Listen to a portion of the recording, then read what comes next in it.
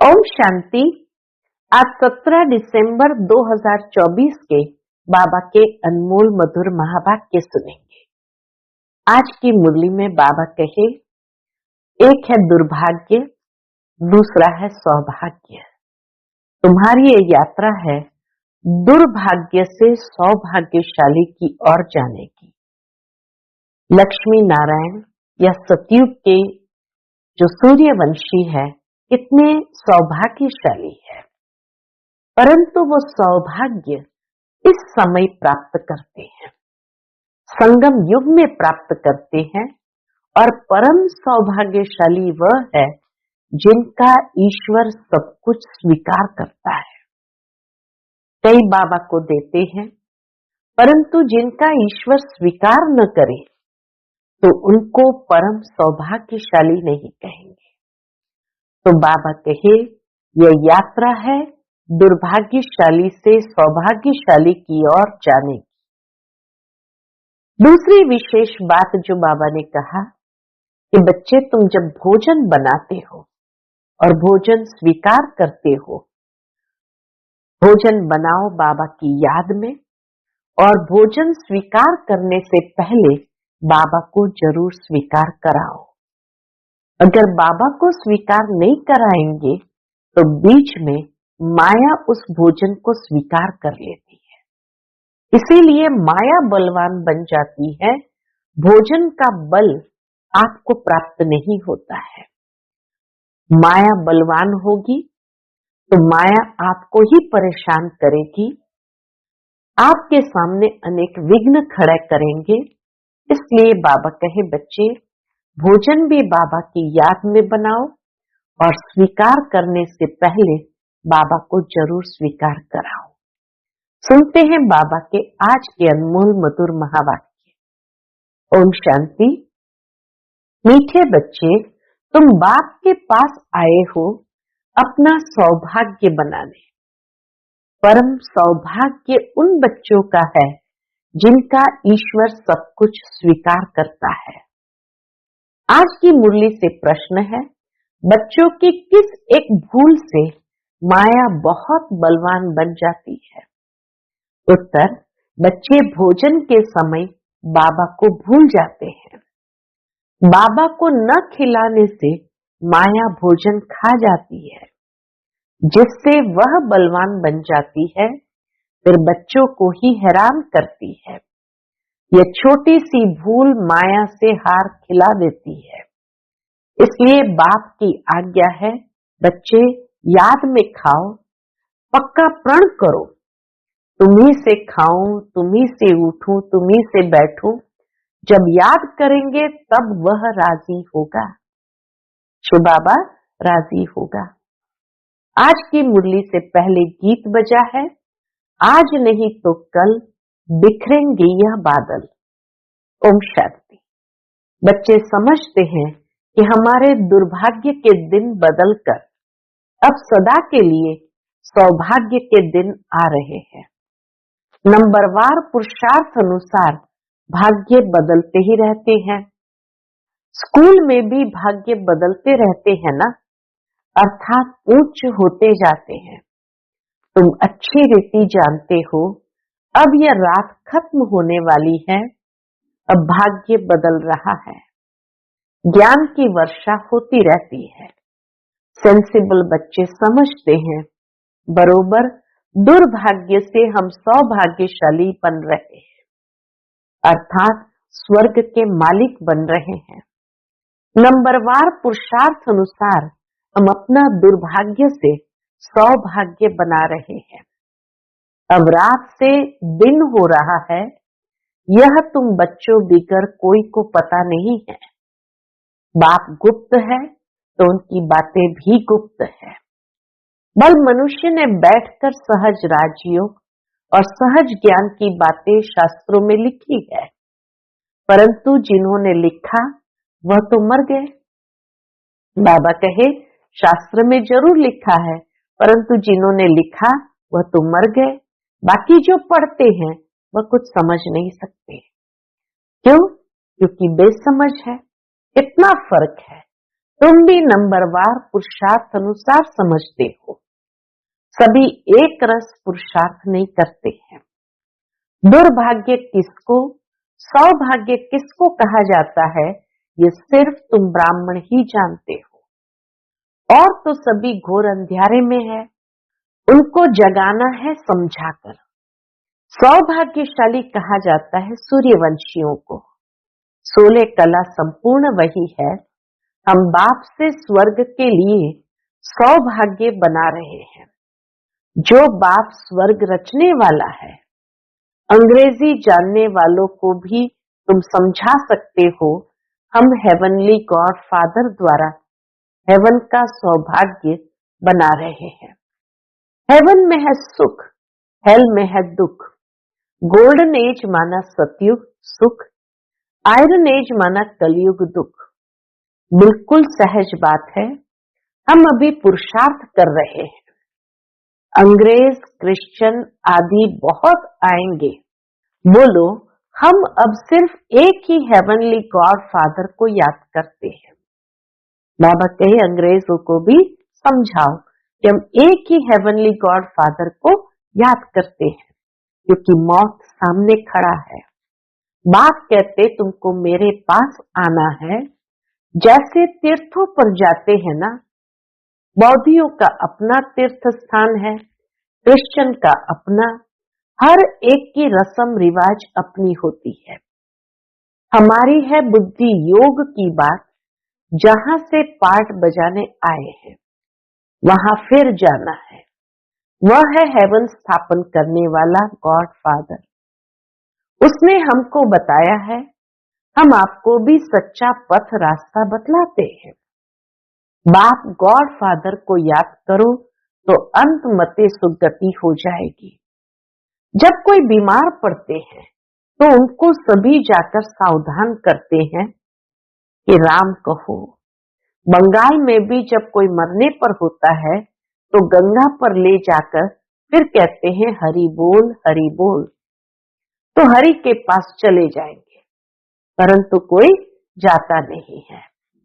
सतयुग में तो कहेंगे नहीं कि राम राम कहो या हरि बोल कहो। द्वापर से फिर ये भक्ति मार्ग शुरू होता है। ऐसे नहीं, सतयुग में कोई भगवान या गुरु को याद किया जाता है, वहां तो सिर्फ अपनी आत्मा को याद किया जाता है। हम आत्मा एक शरीर छोड़ दूसरा लेंगी, अपनी बादशाही याद पड़ती है। समझते हैं हम बादशाही में जाकर जन्म लेंगे। यह अब पक्का निश्चय है, बादशाही तो मिलनी ही है ना। बाबा कहे बादशाही तो मिलनी ही है ना, बाकी किसको याद करेंगे अथवा दान पुण्य करेंगे। वहां तो न दान पुण्य की बात है न किसको याद करने की। वहां कोई गरीब होता ही नहीं जिसको बैठ दान पुण्य करे। भक्ति मार्ग की रस्म रिवाज अलग है, ज्ञान मार्ग की रस्म रिवाज अलग है। अभी बाप को सब कुछ दे 21 जन्म का वर्षा ले लिया, बस फिर दान पुण्य करने की दरकार नहीं। ईश्वर बाप को हम सब कुछ दे देते हैं, ईश्वर ही स्वीकार करते हैं। स्वीकार न करें तो फिर देवे कैसे? न स्वीकार करे तो वह भी दुर्भाग्य है। इतनी गहरी बात, सूक्ष्म बात बाबा ने समझाई कि अगर ईश्वर स्वीकार न करे तो वह भी दुर्भाग्य है। स्वीकार करना पड़ता है ताकि उनका ममत्व मिटे। बाबा इसलिए स्वीकार करता है ताकि उसका ममत्व उसमें से मिट जाए। यह भी राज तुम बच्चे जानते हो। जब जरूरत ही नहीं होगी तो स्वीकार क्या करेंगे? यहाँ तो कुछ इकट्ठा नहीं करना है, यहाँ से तो ममत्व मिटा देना पड़ता है। बाबा ने समझाया है, बाहर कहाँ जाते हो तो अपने को बहुत हल्का समझो। हम बाप के बच्चे हैं, हम आत्मा रॉकेट से भी तीखी है। ऐसी देही अभिमानी हो पैदल करेंगे तो कभी थकेंगे नहीं, देह का भान नहीं आएगा। जैसे कि ये टांगे चलती नहीं, हम उड़ते जा रहे हैं। देही अभिमानी हो तुम कहां भी जाओ, आगे तो मनुष्य तीर्थों आदि पर पैदल ही जाते थे। उस समय मनुष्य की बुद्धि तमो प्रधान नहीं थी। बहुत श्रद्धा से जाते थे, थकते नहीं थे। बाबा को याद करने से मदद तो मिलेगी ना। भले वह पत्थर की मूर्ति है, परंतु बाबा उस समय अल्पकाल के लिए मनोकामना पूरी कर देते हैं। जो भक्त भी श्रद्धा से जाते हैं, तो भले वह पत्थर की मूर्ति होती है, बाबा कहे, बाबा उस समय अल्पकाल के लिए मनोकामना पूरी कर देते हैं। उस समय रजो प्रधान याद थी, तो उससे भी बल मिलता था, थकावट नहीं होती थी।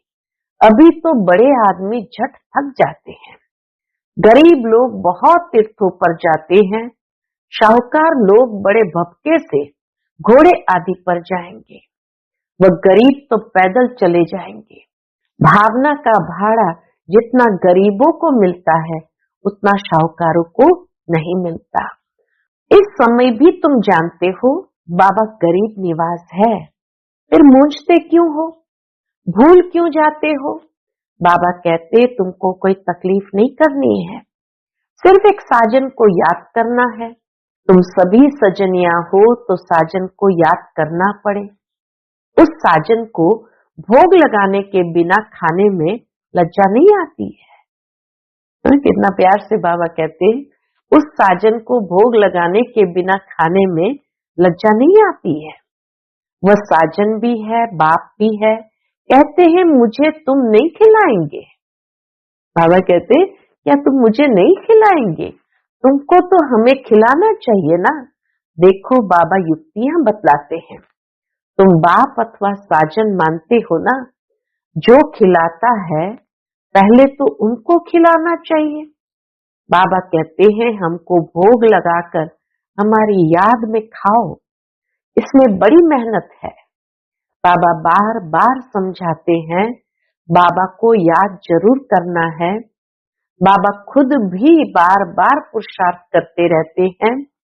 तुम कुमारियों के लिए तो बहुत सहज है, तुम सीढ़ी चढ़ी ही नहीं हो। कन्या की तो साजन के साथ सगाई होती ही है, तो ऐसे साजन को याद कर भोजन खाना चाहिए। उनको हम याद करते हैं और वह हमारे पास आ जाते हैं। याद करेंगे तो भासना लेंगे। हम बाबा को याद करेंगे तो वह उस भोजन से भासना लेंगे। तो ऐसी ऐसी बातें करनी चाहिए बाबा के साथ।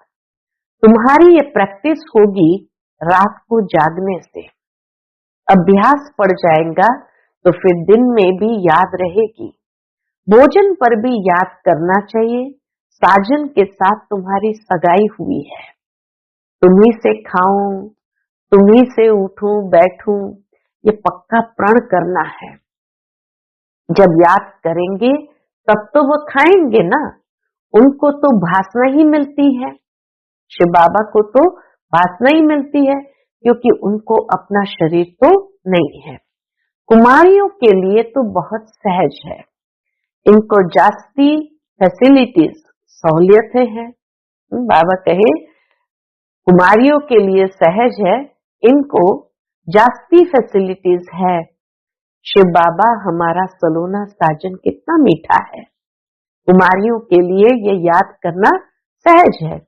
आधा कल्प हमने आपको याद किया है, अभी आप आकर मिले हो। हम जो खाते हैं आप भी खाओ।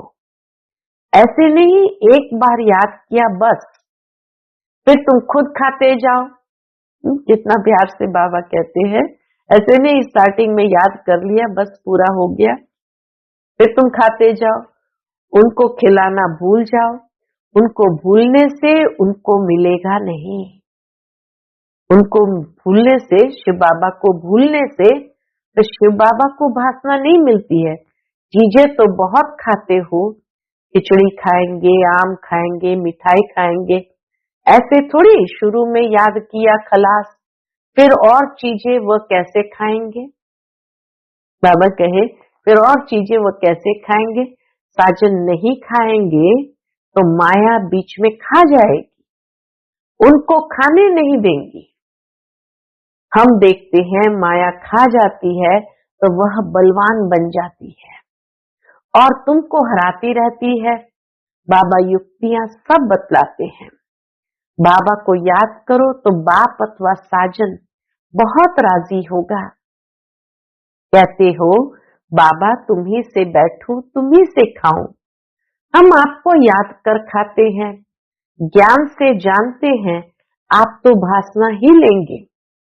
ये तो लोन का शरीर है, याद करने से वह आते हैं। बाबा को याद करने से बाबा आते हैं। सारा मदार तुम्हारी याद पर है। इसको योग कहा जाता है। योग में मेहनत है। सन्यासी उदासी ऐसे कभी नहीं कहेंगे, ऐसे बाबा को भोग नहीं स्वीकार कराएंगे। तुमको अगर पुरुषार्थ करना है तो बाबा की श्रीमत को नोट करो, पूरा पुरुषार्थ करो। बाबा अपना अनुभव बतलाते हैं, ब्रह्मा बाबा भी अपना अनुभव बतलाते हैं। कहते हैं जैसे ही कर्म मैं करता हूं तुम भी करो, वही कर्म मैं तुमको सिखलाता हूं। बाबा को तो कर्म नहीं करना है। सतयुग में कर्म कूटते नहीं। बाबा बहुत सहज बातें बताते हैं। तुम्ही से बैठूं सुनूं तुम्ही से खाऊं, यह तुम्हारा ही गायन है। साजन के रूप में व बाप के रूप में याद करो। गाया हुआ है ना, विचार सागर मंथन कर ज्ञान की पॉइंट्स निकालते हैं। इस प्रैक्टिस से विकर्म भी विनाश होंगे, तंदुरुस्त भी बनेंगे। जो पुरुषार्थ करेंगे उनको फायदा होगा, जो नहीं करेंगे उनको नुकसान होगा। सारी दुनिया तो स्वर्ग का मालिक नहीं बनती है। यह भी हिसाब किताब है। बाबा बहुत अच्छी रीति समझाते हैं। गीत तो सुना, बरोबर हम यात्रा पर चल रहे हैं। यात्रा पर भोजन आदि तो खाना ही पड़ता है। सजनी साजन के साथ, बच्चा बाप के साथ खाएंगे। बाबा कहे सजनी साजन के साथ खाएंगी तो बच्चा बाप के साथ खाएंगे। यहाँ भी ऐसे हैं। तुम्हारे साजन के साथ जितनी लगन होगी उतना खुशी का पारा चढ़ेगा। निश्चय बुद्धि विजयंती होते जाएंगे। योग माना दौड़ी, यह बुद्धि योग की दौड़ी है। हम स्टूडेंट हैं, टीचर हमको दौड़ाना सिखलाते हैं। बाप कहते हैं ऐसे नहीं समझो कि दिन में सिर्फ कर्म ही करना है। कछुए मिसल कर्म कर फिर याद में बैठ जाओ। ब्रह्मरी सारा दिन भू भू करती है, फिर कोई उड़ जाते हैं कोई मर जाते हैं। वह तो एक दृष्टांत है। यहाँ तुम भू भू कर आप समान बनाते हो। उसमें कोई का तो बहुत लव रहता है, कोई सड़ जाते हैं, कोई अधूरे रह जाते हैं, भागंती हो जाते हैं, फिर जाकर कीड़ा बनते हैं। तो यह भू भू करना बहुत सहज है। मनुष्य से देवता किए करत न लागी वार। अभी हम योग लगा रहे हैं, देवता बनने का पुरुषार्थ कर रहे हैं। यही ज्ञान गीता में था। वह मनुष्य से देवता बनाकर गए थे। सतयुग में तो सब देवताएं थे। जरूर उन्हों को संगम युग पर ही आकर देवता बनाया होगा। वहां तो देवता बनने का योग नहीं सिखलाएंगे। सतयुग आदि में देवी देवता धर्म था और कलयुग अंत में है आसुरी धर्म। यह बात सिर्फ गीता में ही लिखी हुई है। मनुष्य को देवता बनाने में देरी नहीं लगती, क्योंकि एम ऑब्जेक्ट बता देते हैं। वहां सारी दुनिया में एक धर्म होगा। दुनिया तो सारी होगी ना, ऐसे नहीं चीन यूरोप नहीं होंगे, परंतु वहां मनुष्य नहीं होंगे। सतयुग में ये दुनिया तो होगी, लेकिन बाबा कहे वहां मनुष्य नहीं होंगे। सिर्फ देवता धर्म वाले होंगे और धर्म वाले होते नहीं। अभी है कलयुग। हम भगवान द्वारा मनुष्य से देवता बन रहे हैं। बाप कहते हैं तुम्हें किस जन्म सदा सुखी बनेंगे, इसमें तकलीफ की कोई बात ही नहीं। भक्ति मार्ग में भगवान के पास जाने के लिए कितनी मेहनत की है। कहते हैं पार निर्वाण गया, ऐसे कभी नहीं कहेंगे कि भगवान के पास गया, कहेंगे स्वर्ग गया। एक के जाने से तो स्वर्ग नहीं बनेगा, सबको जाना है। गीता में लिखा हुआ है भगवान कालों का काल है, मच्छर सदृश सभी को वापस ले जाते हैं। बुद्धि भी कहती है चक्र रिपीट होना है, तो पहले पहले जरूर सतयुगी देवी देवता धर्म रिपीट होगा, फिर बाद में और धर्म रिपीट होंगे। बाबा कितना सहज बतलाते हैं, मन मना भव। बस 5000 वर्ष पहले भी गीता के भगवान ने कहा था, लाडले बच्चे अगर श्री कृष्ण कहेंगे तो दूसरे धर्म वाले कोई सुन न सके, भगवान कहेंगे तो सभी को लगेगा गॉड फादर हेवन स्थापन करते हैं, जिसमें फिर हम जाकर चक्रवर्ती राजा बनेंगे। इसमें कोई खर्चे आदि की बात नहीं है, सिर्फ सृष्टि के आदि मध्य अंत को जानना है। तुम बच्चों को विचार सागर मंथन करना है, कर्म करते दिन रात ऐसे पुरुषार्थ करते रहो। विचार सागर मंथन नहीं करेंगे या बाप को याद नहीं करेंगे, सिर्फ कर्म करते रहेंगे तो रात को भी वही ख्यालात चलते रहेंगे। मकान बनाने वाले को मकान का ही ख्याल चलेगा। बल विचार सागर मंथन करने की रिस्पॉन्सिबिलिटी इन पर है, परंतु कहते हैं कलश लक्ष्मी को दिया तो तुम लक्ष्मी बनती हो ना। अच्छा, मीठे मीठे सिकिलदे बच्चों प्रति माता पिता बाप दादा का याद प्यार और गुड मॉर्निंग। रूहानी बाप की रूहानी बच्चों को नमस्ते। हम सब रूहानी बच्चों की रूहानी माता पिता बाप दादा को याद प्यार, गुड मॉर्निंग और नमस्ते नमस्ते। शुक्रिया बाबा, शुक्रिया। आज की मुरली से धारणा के लिए मुख्य सार है। पहली पॉइंट, श्रीमत को नोट कर पुरुषार्थ करना है।